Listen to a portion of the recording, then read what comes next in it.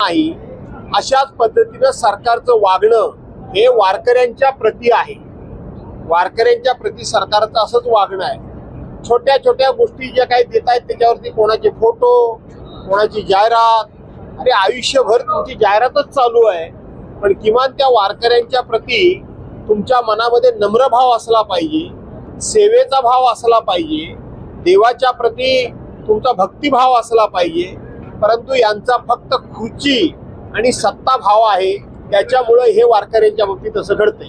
परंतु सर, काल सभागृहात तुम्ही अतिशय महत्वाचा मुद्दा मांडला की मुंबई पुणे हायवेवरती हजारोच्या संख्येने तंबलर लावले, त्यामुळे गाड्या अद्यावत नसताना देखील अशा पद्धतीने हे लावणं योग्य नाही, तुम्ही मुद्दा मांडला. त्याच्यावरून फार सभागृहात गदारोळ उपस्थित झाला. सभागृहाचे वरिष्ठ नेते बोलत असताना सातत्याने सत्ताधारी पक्षाचे काही आमदार जे आहेत ते त्यांना अडवण्याचा प्रयत्न करत असतात. ही प्रथा योग्य आहे काही काय नवीन? असं आहे की अतुल भातखळकरांसारखे एक उथळ स्वभावाचे आमदार हे असे उद्योग करतात. यापूर्वी आपण आयुष्यभर विरोधी पक्षात होतो आणि त्यावेळेला आपण सातत्यानं जे सत्ताधारी होते त्या सत्ताधाऱ्यांच्यावर एवढी टोकाची टीका करत होतो, खोटी टीका करत होतो, रोज नॅरेटिव्ह पसरवत होतो. त्यावेळेला सत्ताधाऱ्यांनी विरोधकांची टीका ही टीका म्हणून नाही तर विरोधकांचे विचार म्हणून ती सत्ताधाऱ्यांनी स्वीकारली. पण आता यांना असं वाटतं की आम्ही जे खोटं बोलतोय, आम्ही जे खोटं करतोय त्याच्याबद्दल सुद्धा विरोधकांनी काही बोलू नये अशी यांची नेहमी धारणा असते. आणि मग अतुल भातखळकरांसारखा अतिशय उथळ स्वभावाचा आमदार हा नेहमी असं समजतो की सगळं जे काय अक्कल आहे, सगळं जे काय ज्ञान आहे ते फक्त आणि फक्त देवानं मलाच दिलंय, म्हणजे त्यांनाच दिलंय असं त्यांची समज असते. आणि म्हणून समोरच्या माणसाला बोलत असताना अतिशय तुच्छतेनं बोलायचं, अतिशय उर्मटपणे बोलायचं, अतिशय अहंकारनं बोलायचं आणि सर्वज्ञ मी आहे अशा एका घमेंडीमध्ये बोलायचं, हा त्यांचा नेहमीचा प्रकार आहे.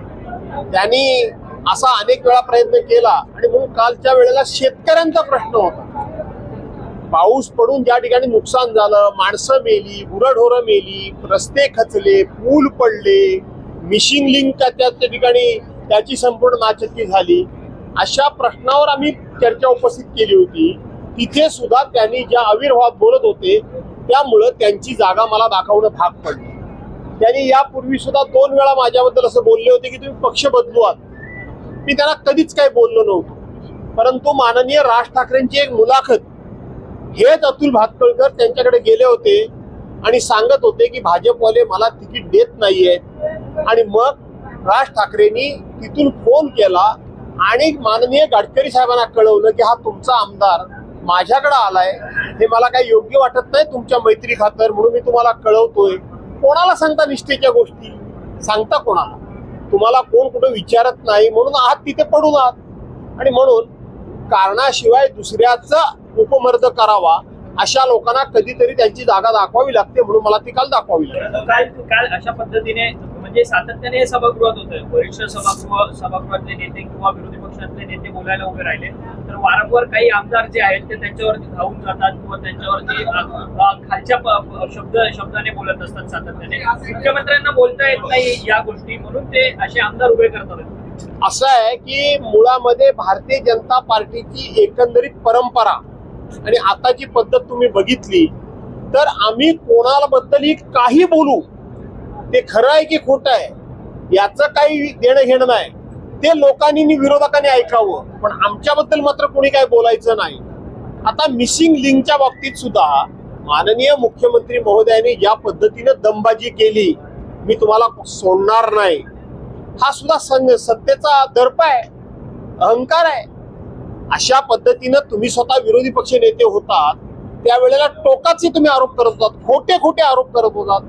तरी देखील विरोधकांनी एक नवखं नेतृत्व आहे, उभरतं नेतृत्व आहे, म्हणून तुमचे प्रत्येक विचार हे ऐकून घेतले. याचं भान आता मुख्यमंत्र्यांना राहिलेलं नाही, याचा विसर मुख्यमंत्र्यांना पडलेला आहे. आणि म्हणून विरोधकांनी सत्य परिस्थिती सांगण्याचा प्रयत्न केला तरी सुद्धा ती सहन करण्याची मानसिकता आता मुख्यमंत्र्यांच्याकडे नाही. याचं कारण देशामध्ये फक्त आणि फक्त आम्हीच हा जो अहंकार आहे त्याचा हा परिणाम आहे. मुख्यमंत्री म्हणजे महाराष्ट्र आहे का? कारण की मुख्यमंत्री बोलले की माझी बदनामी करा पण महाराष्ट्राची बदनामी करू नका. पण तेच मुख्यमंत्री ज्यावेळेस विरोधी पक्षात होते त्यावेळेस मात्र ते मुख्यमंत्र्यांच्या या वक्तव्याचं छोट्या छोट्या क्लिप्स खूप मोठ्या प्रमाणामध्ये रील्स व्हायरल झालेले आहेत. मुख्यमंत्री पहिल्यांदा काय बोलायचे आणि आता काय बोलतायत. हेच मुख्यमंत्री विरोधकांना कसे सांगत होते की तुम्ही म्हणजे महाराष्ट्र नाही, तुम्ही म्हणजे महाराष्ट्र नाही, आणि आता ते स्वतःला असे समजायला लागलेत की मी म्हणजे महाराष्ट्र. आणि म्हणून लोक ते आता दोन्ही क्लिप एकाच वेळेला दाखवतायत. मुख्यमंत्र्यांचे वेगवेगळे विचार त्या ठिकाणी ते दाखवतायत. महाराष्ट्राचा अपमान हा मुख्यमंत्र्यांच्या वक्तव्यामुळे झाला की त्यांच्या कृतीमुळे झाला. वेगळा विदर्भ करून महाराष्ट्राचे तुकडे पाडण्याचं नेतृत्व कोण करत होतं ते सर्वांना माहित आहे. छत्रपती शिवाजी महाराजांचा अपमान कोणी केला ते सर्वांना माहिती आहे. या महाराष्ट्रामध्ये साधू संतांचा आता अपमान कोण करतंय हे सर्वांना माहिती आहे. या महाराष्ट्रामध्ये धनगर समाजाला पहिल्या कॅबिनेटमध्ये आरक्षण देतो म्हणून सांगितलं आणि त्यांना फसवलं. हे कोण महाराष्ट्राचा अपमान करतंय हा महाराष्ट्र बघतोय.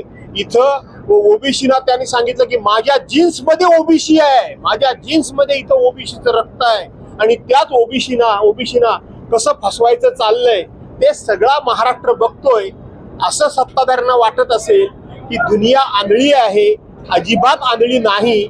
दुनिया आता यावेळेला संधीची वाट बघते. नाशिकमध्ये तुमचे जे 10 नगरसेवक आहेत या 10 नगरसेवकांना 5 कोटीची ऑफर असल्याचं समजतं. ते शिंदेच्या पक्षात जातील असं बोलतात. नाशिकमध्ये ऑपरेशन टाळी यांनी काल काकामध्ये याच्यावर भ्रष्टाचाराचे आरोप केलेले आहेत. 4,000 कोटींच्या निमित्ताने हे रद्द करण्याची मागणी त्यांनी केली. खरं तर अन्न व नागरी पुरवठ्यामध्ये 500 कोटींचा भ्रष्टाचार झाल्याचा सुहास कांदेंनी आरोप केलाय. असं आता महाराष्ट्रात सरकारमध्ये कुठल्या मंत्र्यांच्या खात्यामध्ये भ्रष्टाचार नाही तो सांगा. प्रत्येक मंत्र्यांच्या खात्यामध्ये भ्रष्टाचार आहे. प्रत्येक खात्याच्या मंत्र्यांच्या खात्यामध्ये भ्रष्टाचार आहे. त्यामुळं सुहास कांदे जे बोलले असतील त्याच्यामध्ये तथ्य असेल. धन्यवाद. ऑपरेशन टायगर सक्रिय आहे असं म्हटलं जातं. तुमचे काही नगरसेवक जे आहेत ते संपर्कात आहेत शिंदेच्या. असं आहे की ह्या ऑपरेशन टायगर हे रोजच तुमचं चालू आहे आणि त्यांचंही चालू आहे, लोकांचं चालू आहे. तुमचं याचा अर्थ हे रोज नवीन बातम्या टायगरच्या येत आहेत. याचा अर्थ टायगर इकडे आहेत, कुत्रे तिकडे आहेत.